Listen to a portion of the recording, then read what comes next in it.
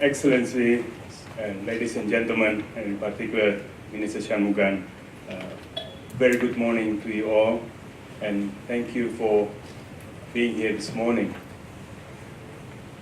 Amidst a world marked by incessant and profound change of tectonic geopolitical and geopolitical economic shifts, yet of the prevalence of zero-sum mindset, suggesting that the rise of one country must entail the decline of another, and of global institutional governance seemingly lagging behind these changing realities, of sharpening territorial disputes and trust deficit among states, yet of diplomacy being challenged as the preferred mode for the resolution of differences among nations, of economic realities and other forms of interdependence, transnational and non-traditional security threats, reminding of issues that defy national solutions alone and demand cooperative partnership, yet at the same time of the rise of unilateralist instincts and transactional foreign policies, and of the marvel of technological innovations promising greater connectivity among peoples, yet coexisting with greater intolerance and narrowly defined identity politics, of the reality that the prevalence of more information does not guarantee for a more informed populace. How is ASEAN to secure, to assert its relevance in such complex environment? 5 decades of ASEAN reminds of its tremendous transformative contributions, not merely reacting or responding to changes, rather also influencing these changes. We are reminded of how ASEAN helped transform the hitherto trust deficit among countries of Southeast Asia to be one of strategic trust. Groundbreaking decisions such as the 1976 Treaty of Amity and Cooperation, the expansion of ASEAN to herald the ASEAN 10, and the initiation of the ASEAN community building process, these are not the hallmarks of an organization lacking in vision and courage to effect positive change in the face of those who project pessimism. Rather, it is of an organization determined to effect positive transformative change. Likewise, we recall how ASEAN has made possible the transformation of the position of the countries of the region from pawns in major power rivalries to one of centrality, anchored by its cohesion and unity, notwithstanding the variation in their foreign policy outlooks, through processes such as the ASEAN Plus, the ASEAN Regional Forum, and the ECC Summit. ASEAN has contributed significantly in consolidating peace and security, not only in Southeast Asia, rather also beyond. It has skillfully managed to ensure that the variation and diversity in its foreign policy outlooks to be among its strengths rather than its weaknesses, bringing together countries in the wider region under one common tent. These are not the actions of an organization that is inward-looking, internally consumed, and lacking in confidence. Rather, it is one that recognizes the indivisibility of peace, that peace dividend that Southeast Asia has enjoyed cannot long last if the wider region is wrecked by conflict, and also an organization that has the confidence in abundance of its diplomatic heft and skills in shaping and molding the region's architecture. And not least, we are reminded how, reaping the dividend of decades of peace, ASEAN has ushered the transformation of Southeast Asia's economies. Though challenges obviously remain, efforts at eradicating poverty are a sustained and continuous process. There is little doubt of the overall positive trajectory.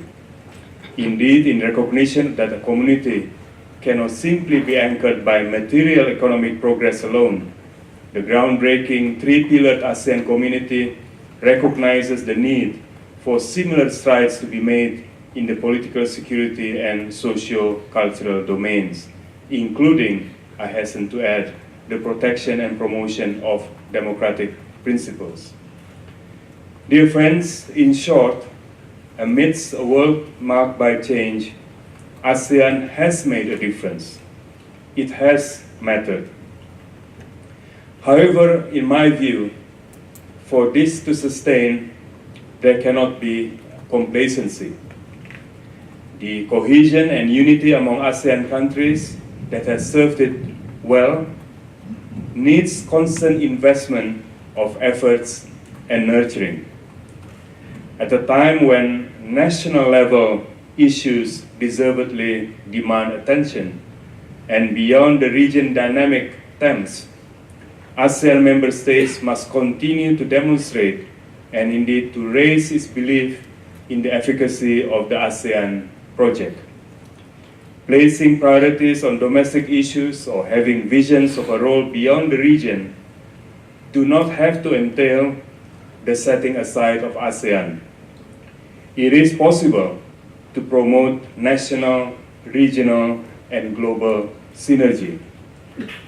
This is, for instance, what the Bali Concord II and the Bali Concord III represent.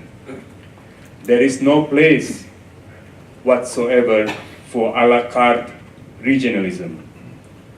Member states must put into effect the various commitments they have made and, when needed, utilize the plethora of instruments that they have created, or ASEAN risks irrelevance. Amidst the volumes of visions and plans of actions, they must continue to rally around and manifest in concrete manner the core objectives of maintaining the region's peace and stability, its prosperity, and the well-being of its populace, material as well as political. ASEAN's future challenge, I believe, is not merely manifested by overt divisions, rather also in possible sense of inertia and of drift. ASEAN must secure equilibrium, a synergy between the national and the regional nexus. Further, I believe the centrality role that ASEAN has earned in the wider region has to be more than convening power. Though through the various beyond Southeast Asia processes it has initiated, ASEAN must continue to set the principles, the norms, and even the rules that guide and governs countries' conduct in the region and its surrounds. Thus, for instance, having very early on adopted an Indo-Pacific outlook as reflected in the composition of the East Asia Summit and the ASEAN Regional Forum, which encompasses countries rimming both oceans, ASEAN must not now be found wanting in initiating concrete ideas precisely when the outlook is gaining currency. The Indo-Pacific is more than a geographical phenomenon. ASEAN is called upon to define the geopolitical and the geo-economic narrative of the Indo-Pacific, to avoid a Cold War-type zero-sum outlook and the projection of major power interests inimical to ASEAN's unity, instead promoting a win-win strategic partnership among countries, a dynamic equilibrium for the Indo-Pacific. The 2011 East Asia Bali Summit Bali Principles provide a platform for such an approach, more specifically for a TAC-like binding commitment to the non-use of force for the wider region, and for establishment of a more timely and action-oriented crisis management capacity in the region. And not least at a time when the transactional foreign policy and populist anti-globalization sentiment prevail in many parts of the world, ASEAN must not waver in its pursuit of inclusive development for all its member states. 5 decades of ASEAN testify that notwithstanding the different structure and stages of ASEAN economies, it is possible to develop a mutually beneficial regional economic cooperation framework, forward-looking in breaking new grounds, and yet sensitive to the particularities of each of the economies. Further still, consistent with its people-centered and people-oriented vision, ASEAN is challenged to put into practice the notion of an ASEAN family which is caring and sharing. It has not been by accident that Southeast Asia region has witnessed transformative political changes, not always without setbacks, largely without the accompanying violence, conflicts, and even geopolitical tensions afflicting other parts of the world. ASEAN has managed to strike synergy between the national and regional nexus. The APSC and ASCC are critical pillars in this respect. They introduce capacities in areas hitherto absent within ASEAN, as they were considered to be within the domestic domain of member states. However, should such capacities remain dormant, mere potentials, without the requisite courage and leadership to build positive state practice? I am convinced, however, notwithstanding the myriad challenges before it, as it has proven in the past, ASEAN will continue to demonstrate resilience and relevance. And in particular, I'd like to pay tribute to the manner by which Singapore this year has been not only chairing ASEAN, has been truly leading ASEAN cooperation as well to greater heights. Excellencies, ladies and gentlemen, in anticipation of the next segment of our gathering this morning, may I share some of my personal thoughts on what is ahead of us.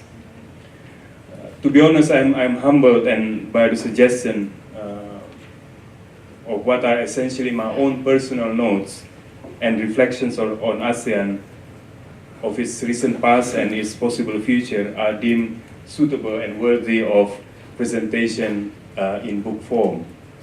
As I have informed my colleagues here in ASIS, it has not been my intention, as a matter of fact, to produce such a book, because the sole purpose of putting thoughts onto paper was actually for my own personal note to file, to be honest, because I fear with passage of time, with one's own personal failings, one begins to forget, but not least of all, within certain political climate, there is a tendency to reinterpret, not only, well, to have different analysis, but also to actually reinterpret events. So I thought it was useful for me to write things, my own personal notes to file. But upon further engagement with ISIS, I have come to learn that such notes may be of some import, and I am truly grateful for ISIS for the suggestion and humbled by its support. Needless to say, and this is the point that I've been trying to make throughout, the views and recollections therein are merely of my own, with its plenty of shortcomings and deficiencies. My years within ASEAN remind of the rich diversity and the wide spectrum of thoughts and views within. Most of all, however, I am reminded that these differences and variations of our views actually strengthen ASEAN cooperation rather than otherwise. And I am singularly privileged and honored to have been working closely with all my ASEAN colleagues. I am convinced that amidst a world marked by constant and profound changes, with the requisite unity and cohesion, cooperative leadership and transformative outlook, ASEAN will emerge ever stronger and ever more relevant. In closing, I am dedicating this little book to my family, to Sranya, who is always at my side throughout my life journey and who has made all possible, And to our children, Anissa, Rian, Ananta, Carla, Andreka, and Samudra, forever sources of joy and driving motivations to wage a better future. Thank you very much.